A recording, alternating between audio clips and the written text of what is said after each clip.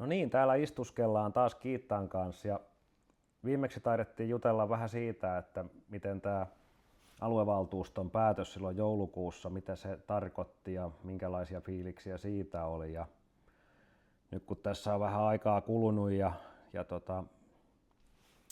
ehkä kenttätunteita on ehkä tullut tuolta vähän esiin, niin minkälaisia tuntemuksia nyt sitten on tullut tässä viime päivinä, viime viikkoina nyt sitten ihan tuolta ruohonjuuritasolta, että missä mennään tänä päivänä? No joo, mä kuule on tehnyt tästä pientä maakuntakierrosta, joko ihan maasta jalkaisin tai sitten soitelle ja kyselle. Ja kyllä tässä sellaista epäuskoa on ilmassa, että ihanko oikeasti nämä paikat voidaan laittaa kiinni. Me ollaan vasta lähestymässä influenssa-aallon huippua ja kaikkien muiden kulkutautien huippua. Ja tilanne on tällä hetkellä se, että Ilmajoen osasto on täynnä, Kurikan osasto on täynnä, Jalasjärvi ja Lapua. Eli joka ikinen paikka on tällä hetkellä, niin kuin, no, ne on täynnä. Se tarkoittaa silloin, että meillä on 84 vuodessijaa käytössä kaiken aikaa. Meillä todella hyvin, mä olin piipahtamassa Ilmajoen lääkäreiden miitingissä. Siellä toimii homma tällä hetkellä todella hyvin. Osastohoitoa vaativat, tietenkin ohjataan osastolle. Kotisairaalaa käytetään ja nämä palvelut toimii. Joo. Tässä varmaan sitten täytyy muistaa, että vaikka nyt puhutaan näistä lakkautusuhan alla olevista sote-keskuksista ja niiden vuodeosastopaikoista, niin voisi ainakin kuvitella näin vailla parempaa tietämystä, että tilanne on kumminkin kaikkialla hyvinvointialueilla sama näiden vuodeosastojen kohdalla, että jos kerran täällä on täyttä, niin todennäköisesti niitä paikkoja on sitten myös muualla tässä hyvinvointialueella, joka on täynnä, koska jos mä nyt olen ymmärtänyt oikein, niin kyllähän niitä sitten kumminkin niitä potilaita siirrellään niille vapaille paikoille, on se sitten Evijärvellä tai Kauhajoella tai Jurvassa, että Kyllä. ja Kauhavaa luku ja Kyllä, muita. Että yhteistä hyvinvointialuetta ollaan, niin ihan kaikkia paikkoja käytetään. Ja mä tosiaan tuolla kierroksella mä keskityin entiseen Jikin alueeseen ja sitten tietenkin on ollut yhteydessä Lapuaan, koska meillä on nyt se 60% väestö, joille on ajateltu riittäväksi se 27 sairaansijaa siellä Seinäjoen yleislääketieteen osastolla. Eli 60% asuu väestöstä tällä alueella, niin meille on 27 sairaansijaa.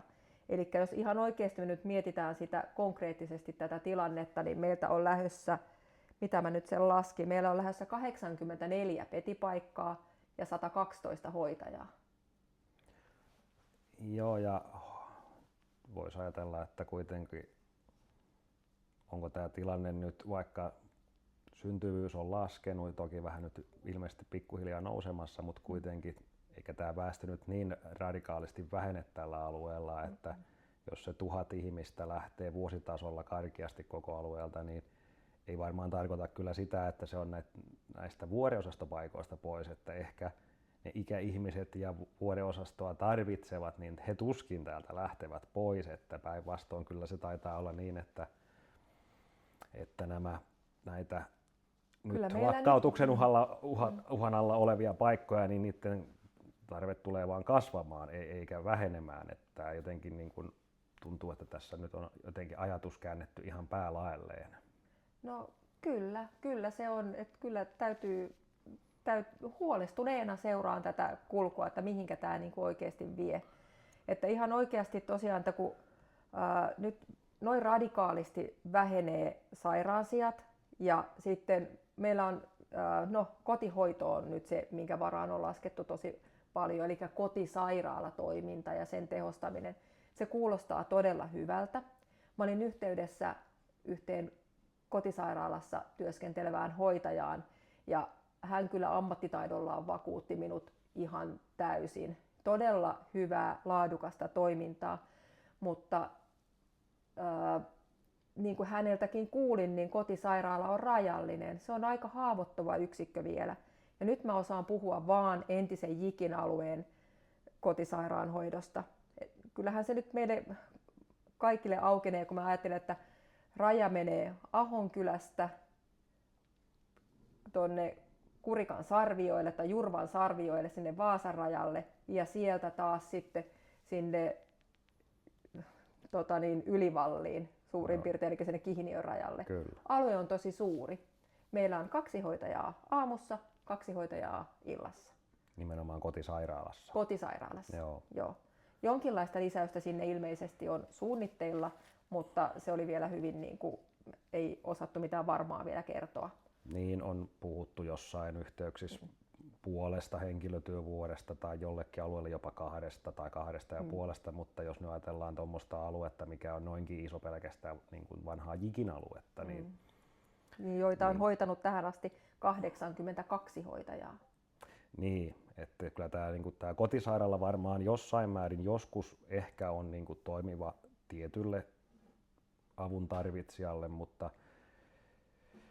se, että kun sitähän meille nyt markkinoitiin tavallaan niin kuin korvaavana sitten, että kun nämä loppuu, niin sitten viedään palveluita kotiin ja tuommoinen yhtälö, että 4 tai 5 kotisairaanhoitajaa hoitaa kotisairaalassa sen, mitä on tähän asti tehnyt vaikka 80, niin jokainen ymmärtää, että tästä niin kuin puhutaan aina siirtymästä, jos mennään ääripäästä toiseen, niin se on 100-150 kilometriä maanteitä. Että sitten mäkin olen kuullut tästä, ja tämähän on ihan reaalimaailmaa, että, ja kotihoidossakin siis tämä, että nykyisestä kotihoidosta niin saattaa mennä iso osa työajasta siihen maantiehen. Ja tämähän niin kuin mulla, joka nyt en niin paljon ymmärrä tästä sosiaali- ja terveyspuolen niin kuin käytännön työstä, niin tuntuu jotenkin absurdilta, että nyt sitten panostetaan niin kuin tuohon maantiehen ja leasingautoihin sen sijaan, että olisi ne potilaat suurin piirtein siis yhdessä paikassa, jossa olisi sitten useampi henkilökunta paikalla, tarvittava henkilökunta, niin onhan tämä niin kuin jotenkin täysin tämmöisen arkijärjen vastasta. No näinkin sen näkisi. Kotisairaalalla on paljon sellaisia hyviä juttuja, että esimerkiksi jos me ajatellaan sellaisia ihmisiä, jotka on toipumassa kotiin, niin mä uskon siihen, että se paranemisprosessi on kotona nopeampi. Eli se on niinku tosi hyvä. No niin, täällä kun melkein livenä kuvataan, niin joskus voi käydä niinkin, että tulee vieraita käymään. Mutta ei se mitään. Me jäätiin johonkin, eli Kiitta jäi nyt johonkin, niin jatketaan siitä, mihin äsken jäätiin. Me jäätiin siihen, että mä kerroin siitä, että kotisairaalalla on kiistatta sellaisia tosi hyviä, niin kuin, tavallaan, tai se on todella hyvä, jos ajatellaan asiakkaiden paranemisprosessia. Joo. Pääsee tosi nopeasti siihen omaan arkeen ja siihen pystyy asiakkaiden vointia helposti seuraamaan, kun ne arjen askareet on koko ajan niin kuin mahdollisempia. Kun osastolla sä makoilet siellä sängyssä eikä sulla ole sellaista vaikka kahvinkeittoa tai mitään pientä puhdetyötä, millä sä pikkuhiljaa voimaannut, niin se on totta kai kiistatta. Mutta se asiakaskunta, jolle kotisairaala ei sovi, on muistisairaat henkilöt. Joo. Mä oikein pyysin sitä hoitajalta, kun itselleni kuitenkin vieras kenttä on se kotisairaala. Niin pyysin, että kerro mulle, että mitä ne voi olla ne sellaiset esimerkit, että miksi se ei niinku sovi muistisairaalle. No hän kertoi siitä, että kun ne voi lähteä sieltä kotoa, että he joutuu välillä telkeämään ulkoapäin niitä, niin kuin laittaa harjanvartta ja muuta, että ne näkee, että onko ne poistuneet sieltä kotoansa. Ja sitten esimerkiksi, no tietysti kanylien kautta menee paljon lääkitystä, niin vaikka kuinka teippaa siihen lappua, että Mirja hyvä, älä ota tätä kanyyliä pois tästä, niin se on revittynä sieltä, kun muistisairas ei muista. Katsoo vaan, että mikä ihme tähän on laitettu ja sitten se otetaan pois. Kyllä mä tuon niin kuin itsekin allekirjoitan, että jonkun verran tästä nyt on niin kuin tässä lähipiirissä kokemusta siitä, että kotiin päin nyt vielä niin kuin hoidetaan vanhuksia, niin kyllä se niin kuin empiirisen tutkimuksen hyvin pintapuoleisen perusteella toki, mutta kyllähän se ikäihminen siellä kotonaan parhaimmillaan on. Että se on niin kuin kiistatonta. Mutta sitten taas, no tässä niin kuin omassa tapauksessa on tietysti se, että siellä on vielä aviopari on niin kuin molemmat siellä, joskin molemmilla omat haasteensa, mutta kuitenkin. Mutta sitten taas nämä yksinäiset ihmiset, niin näähän on ehkä se haastavin just siinä, että varsinkin muistisairaat tai muuten, niin nehän voi niin kuin yhtäkkiä lähteä ihan mihin vaan tai tehdä ihan mitä vaan.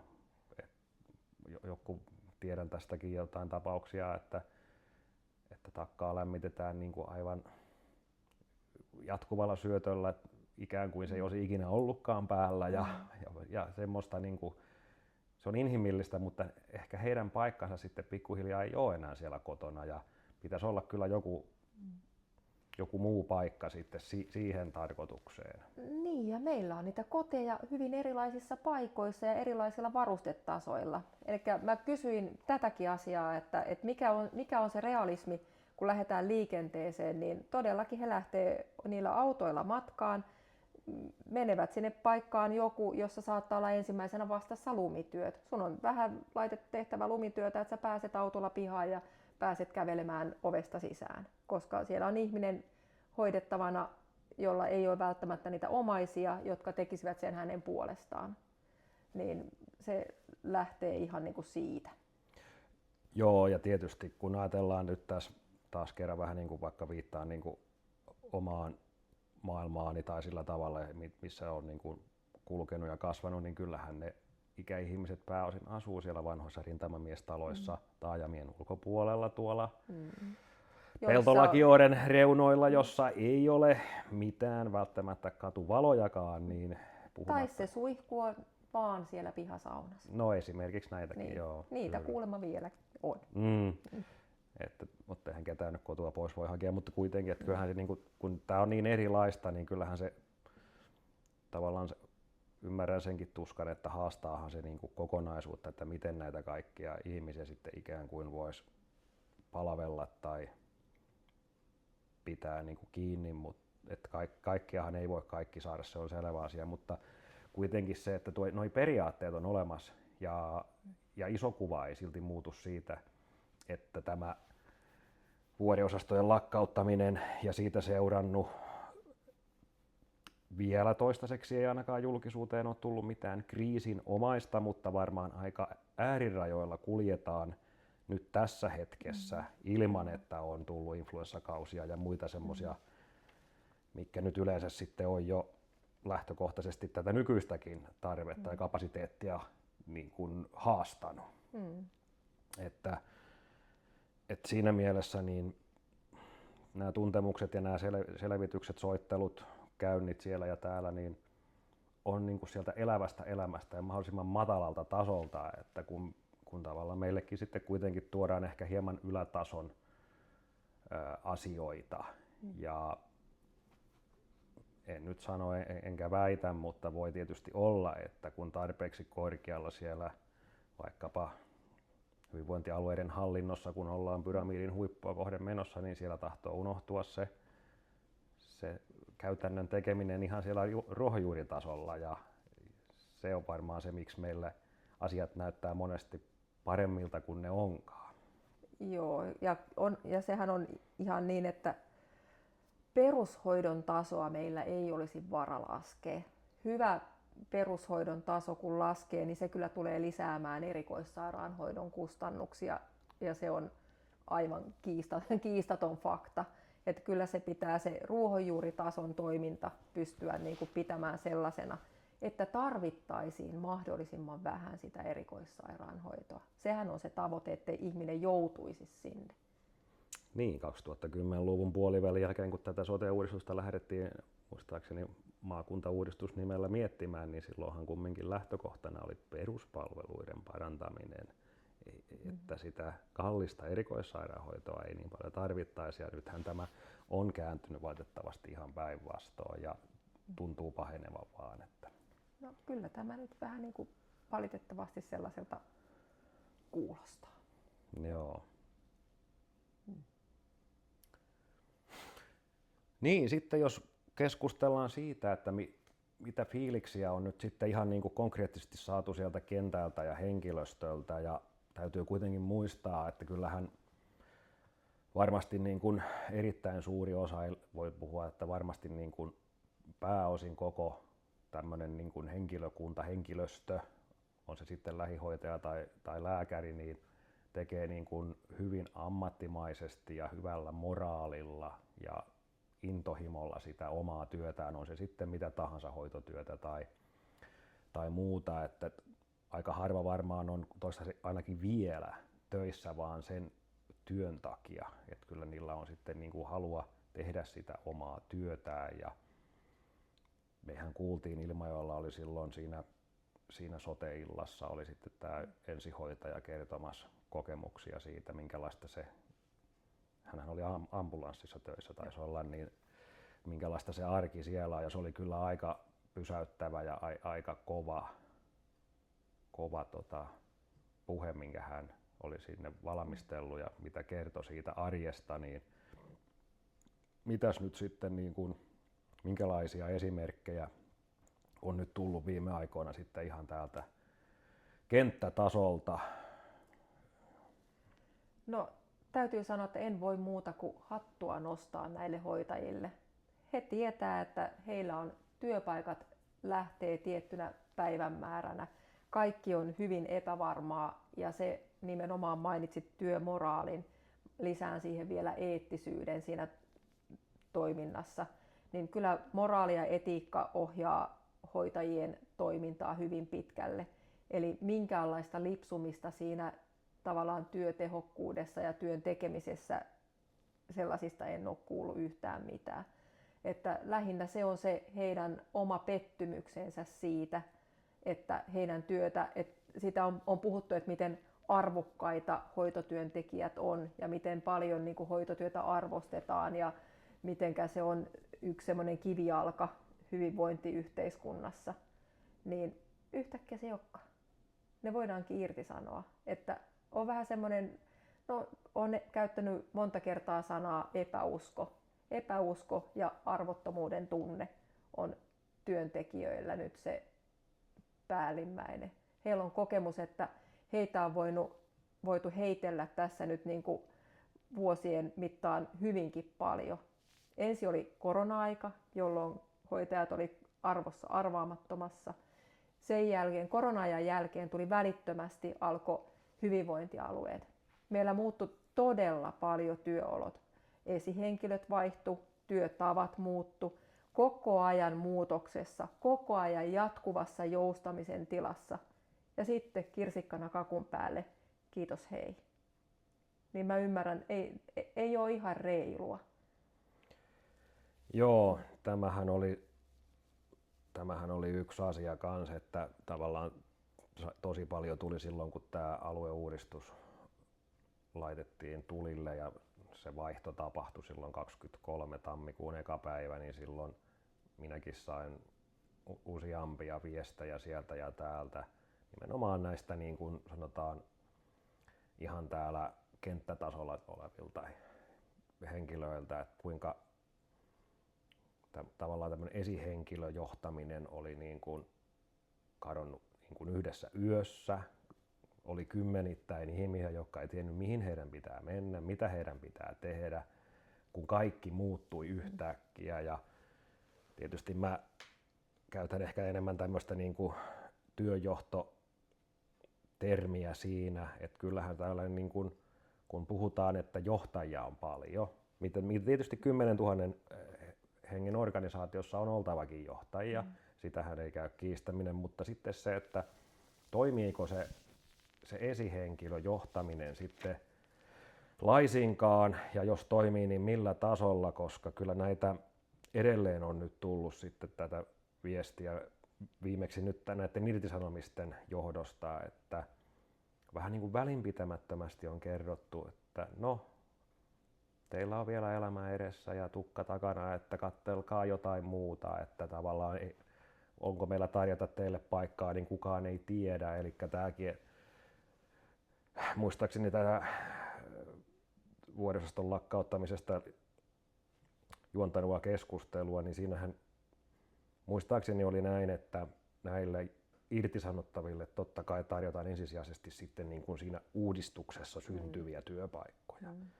No nyt semmoistakin viestiä on tullut, että tavallaan näin ei välttämättä olisikaan.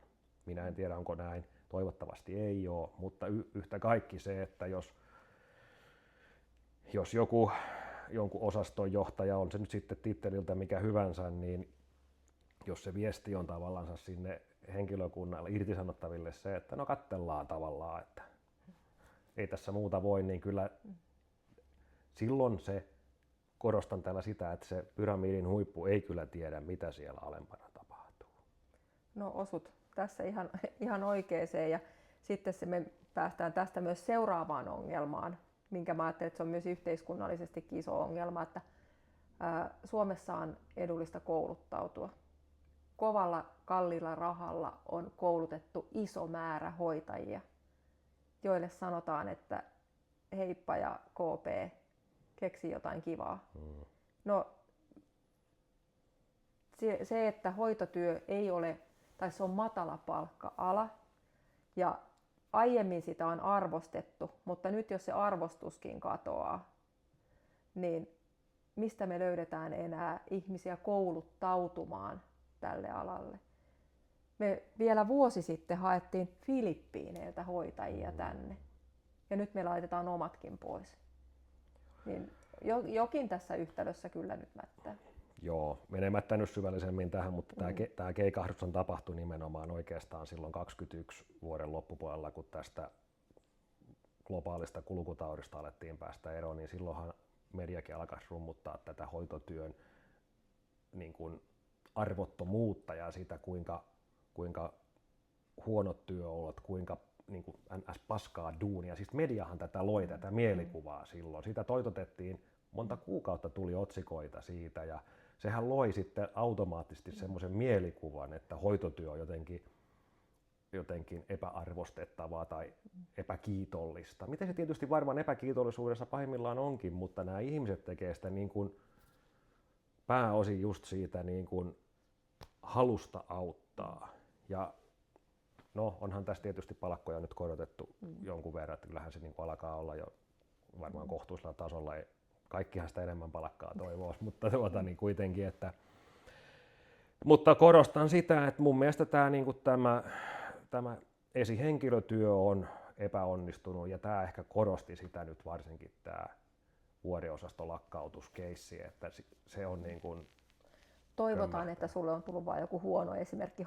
Mä oon saanut myös tiedon, että on ollut joku osastonhoitaja, joka on osannut tehdä tämän todella, todella hienosti.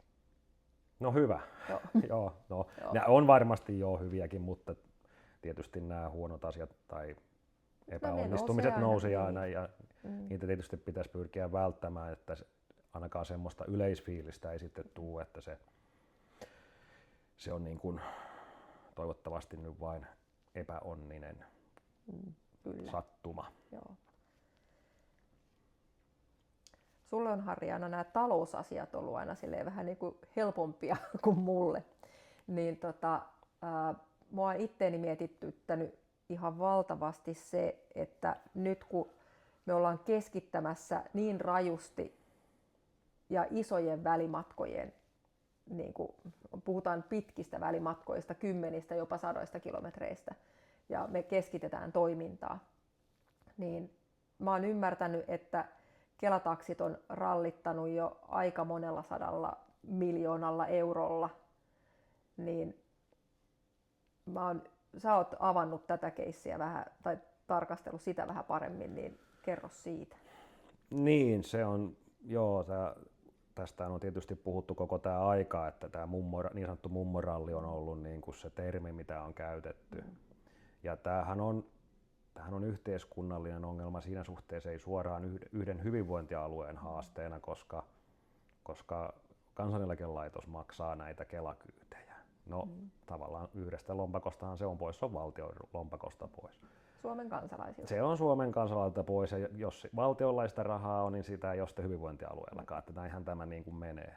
Se on vuositasolla noin 300 miljoonaa se Kela-taksien kustannus niin kuin valtion tasolla voi tietysti kuulostaa pieneltä rahalta, mutta jos nyt ajatellaan, palataan sitten tähän niin kuin vaikka EP:n hyvinvointialueelle ja näihin suunniteltuihin uudistuksiin, niin jos sitä rahaa, tai siis näitä Kela-kyytejä jo nyt on kohtuu paljon ja niitä vanhuksia liikutellaan edes takaisin, jopa saman päivän aikana liikutellaan useamman kerran vuodesastolta toiselle, joka on aivan älytöntä. Mä kerron tähän vielä sen, että ei pelkästään ihmisiä liikutella, vaan tää oli mulle semmoinen uusi juttu kans, minkä mä kuulin sieltä kotisairaalasta, että myös verinäytteitä kuljetellaan taksilla. Joo, aivan. Ei pelkät ihmiset. Niin, joo, tässä on, joo, mä oon kuullut myös tästä, että sitten on vielä nämä näytteet on sitten vielä oma lukunsa, jota viedään sitten vielä. Niin. Mutta se, että eihän tämä nyt ainakaan vähene tämä yhteiskunnallinen kulu sillä, että nyt niitä vielä kauempaa kuljetetaan vielä kauemmaksi sitten niitä ihmisiä. Et mä oon jossain yhteydessä sanonut ja aprikoinut sitä ääneenkin, että käykö tässä lopulta niin, että koska tämä Kela-kyyditys, vaikka ne on sinällään siis hinnoiteltuja, eli niillähän on sopimushinnat olemassa totta kai, mutta että kun valtio jakaa niukkuutta ja kaikki jakaa niukkuutta, niin käykö tässä kuitenkin niin, että valtio jossain vaiheessa siirtää nämä Kela-kuljetuskustannukset hyvinvointialueille? Ja mikäli näin kävisi, niin siitä nyt voi lyhyelläkin matikalla laskea vaikka sen kristillisesti jakaa sen 300 miljoonaa 20 alueelle, niin siitä tulee 15 miljoonaa per alue lisää kulua. No, ja sehän tietysti on aluekohtaista, että meilläkin kun on pitkät välimatkat jo lähtökohtaisesti, alue on pitkä ja leviä, niin mehän ollaan siis sillä lailla haastava alue, että meidän terveysindeksit on mitä on. Meillä on paljon pitkäaikaissairauksia. Me pärjätään vähän sellaisilla kyseenalaisilla indikaattoreilla tässä kilpailussa valitettavan hyvin. Eli meillä on erittäin iso tarve terveyden ja sairaanhoidon palveluille. Ja sitten sen lisäksi meillä on pitkiä välimatkoja, niin me ollaan toki vähän kalliita. Joo, että tämä on niinku se kustannus, että jos tavallaan haetaan säästöjä, niin käykö siinä kuitenkin niin, että siinä saattaa tulla hetkellinen kustannusten nousun hillintä, kunnes sitten vuoden päästä ollaan taas samassa pisteessä, että rahat on loppu, koska se kulu on siirtynyt vaan toiselle momentille ja pahimmillaan luulen, että seuraava maan hallitus saattaa kyllä ruveta valmistelemaan tätä Kela-kustannustenkin siirtoa sinne, joka sen aiheuttaa sille alueelle. Jos mä nyt oikein muistelen näitä lukuja, sä heitit aika isoja miljoonia sinne. Että jos me ajatellaan, että vuodeosastoja lakkautetaan, Lapua oli jotain plus 2 miljoonaa jotakin, sen säästö, lakkautussäästö, ja Jalasjärvi oli joku alle 2 miljoonan pompsi, Kurikka oli siinä hyvin samoilla huudeilla, Ilmajoki vaivaset 600 000. Niin sillä ei sitten niinku kauhean montaa vuotta ajella taksilla. Ei, joo, tästä on just se, että kyllä niin kuin mä oon sanonut sen, että ne tilat, olkoon ne tilat missä tahansa maantieteellisesti, jos ne on niin kuin teknisen käyttöikänsä päässä tai ne on todella kallista saneerata vastaamaan nykypäivän vaatimuksia tai sitä toimintaa, mitä siellä tavoitellaan pidettävä, niin en mäkään sitä kannata. Ja tämä ei ole kannanotto minkään Ilmajoen puolesta tai Lapuaa vastaan tai mitään, vaan tämä on ihan puhdas niin kuin maantieteellinen ja teknistaloudellinen niin kuin tulokulma siihen. Ja se minkä takia tässä nyt sitten, kun tämä kasvukäytävä, jos ajatellaan, että se alkaa sieltä Kauhavan rajoilta ja jatkuu aina tuonne Kurikan Kauhajoen rajoille, tämä Lapua, Ilmajoki, Seinäjoki kasvukäytävä tavallaan, niin onhan se niin kuin hullua, että meillä nyt Ilmajoella sattuu olemaan alle 5 vuotta vanhat tilat, jotka vastaa käytännössä mun ymmärtääkseni niin kuin sairaalatason infraa. Ja tätä ei välttämättä ole muilla. Ja tämähän ei ole nyt sitten, tässähän ei ole kyse siitä, että tämä sattuu nyt olla vain Ilmajoella, mutta jos tämä olisi Lapualla, niin mä olisin ihan samaa mieltä. Kyllä, ihan ehdottomasti. Joo. Että tavallaan tämmöisten resurssien hukkaaminen, tällaisen infran hukkaaminen vaan jonkun maantieteellisen, ehkä vähän kyseenalaisenkin selvityshenkilön tekemänä, niin se ei perustu niin kuin semmoiseen mun mielestä teknistaloudelliseen järkeen, missä olemassa olevat infrat hyödynnettäisiin mahdollisimman tehokkaasti. Mm-hmm. Ilman mitään lisäinvestointeja tai saneeraustarvetta tai mitään, vaan se on kaikki olemassa siellä. Ja mähän olen tästäkin puhunut ja kertonut tuonne, yrittänyt sitä tavallaan puolustella sitä nimenomaan Ilmajokea siinä, että kun siellä nyt vaikka on toimiva röntgen. No jos ajatellaan röntgenlaitteen ikäheitä nyt, että se voisi olla vaikka 10 vuotta ennen kuin sille tulee joku iso huolto tai se tulee teknisen käyttöikänsä päähän. Niin siellä on niin kuin laskennallisesti vielä 5 vuotta vaikka röntgenillä aikaa ennen kuin se tavallaan on siellä Miksi sitä ei käytetä loppuun? Tämähän on niin kuin, tämä ei mun ymmärrykseen mene. Ja nyt kun mä just kuulin sitten aasinsiltana tästä siihen, että nyt kun se Alavus siellä odottaa sitä omaa sote-keskustaan ja kun Kuusiolinna lopetti ja vei omat vehkeensä pois sieltä, koska ne oli niiden omaisuutta, niin nyt sitten näihin teknisen käyttöikänsä päässä oleviin, ehkä vähän kyseenalaisiin tiloihin oltaisiin nyt saneeraamassa sitten esimerkiksi röntgenille tiloja ja mahdollisesti hankkimassa uutta röntgenlaitteistoa, niin tässä on niin kuin kyse hyvin mun mielestä vakavasta siis mihin tiloihin? Niihin vanhoihin? Niihin vanhoihin, mikä niin kuin Kuusiolinnalta jäi. Okay. Ja tämäkään ei ole kannanotto sen puolesta tai sitä vastaan, että tarviiko Alavus sote-keskusta.